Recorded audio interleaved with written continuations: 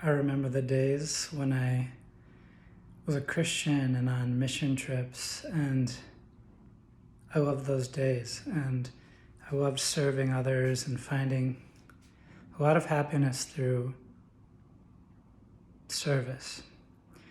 And as those days passed, I remember one of the mission trips I went on had this theme. It was be like Jesus. And I believe something that struck me was, as Jesus, in this case, the Christians are using the word Jesus when I think they mean Christ. And I think those are big distinctions, actually. In some ways it's not. But yeah, be like Jesus or be like Christ. And I think Paul even says something like, as Christ grows, I become less. Or as I become less, Christ grows. And honestly, for many years of my life, I would come back to that and rack myself for not allowing that, for being not up to snuff, not good enough, or not doing a good enough job at that. Now, there's always this nagging, behind, what does that really mean? So I would, search and study, write things down, have axioms, have principles, these 5 things mean to be like Christ, Well, I had to give that all up because it was taxing, honestly. It was a taxing life trying to juggle sin and trying to be better all the time. Yeah, it was taxing. And I went through a bit of a period of atheism, agnostic, really, where I didn't know what to believe, what Christ was, what God, all I could believe, all I knew is deep down in my heart, that there was a good, there was force, there was an eternal, all-powerful force for good in this world. I don't know why I felt that. Maybe I had a few experiences where that just overcame everything I'd ever imagined. And all was wiped away. So when I had those experiences, it was in the context of the Christian church. So of course I thought that was Christianity would be the truth. Now, fast forward a few years, I learned that I just didn't have the tools. I just didn't have the tools to get to that place where Christ grows and the small self starts to diminish, become smaller, and in a way, the identity starts to identify with this unbounded love.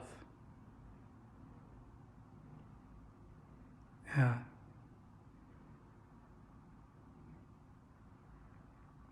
So now, fast forward many years and many years of meditation, a deep dive into the waters of peace and healing.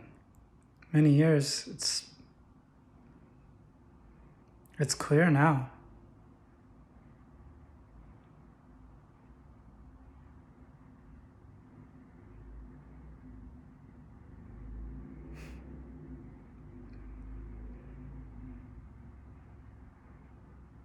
Yeah. If you can find a practice that helps you grow or walk towards or step towards or take an inch towards the infinite, towards what I would call the Christ, the universal Christ, of course. I think there are other ways of talking about Christ, even amongst non-Christians, even amongst the spiritual communities. But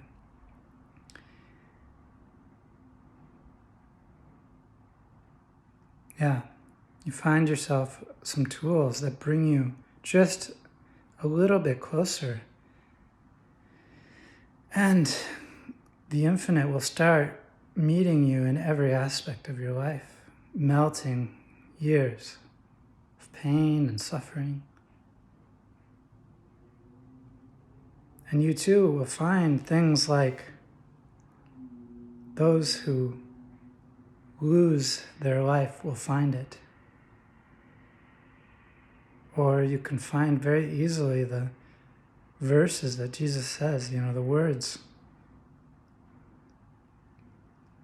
Give all your burdens to me, for my yoke is light. Something like that. I don't have them memorized anymore, but I did. It's a beautiful life, and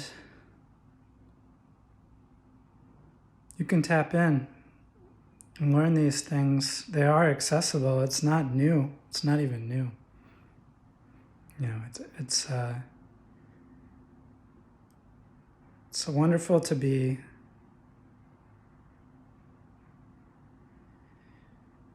to know. It's wonderful to know.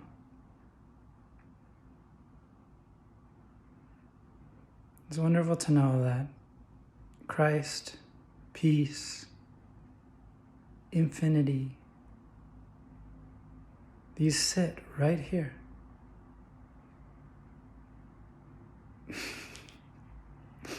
It's goofy saying these words, I'm sure. What can you say, though?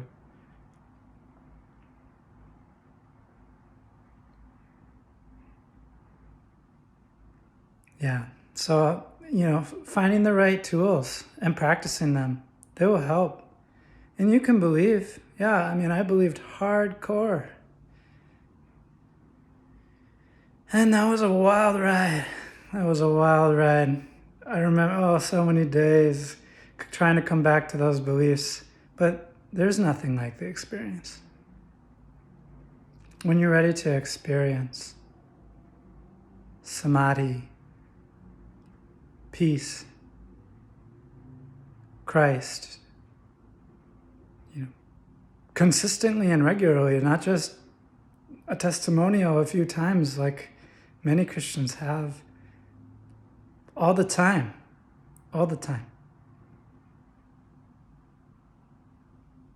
If you want that, I can teach you some practices that I've learned if you want to learn those, and it's a wonderful thing to do. Thank you.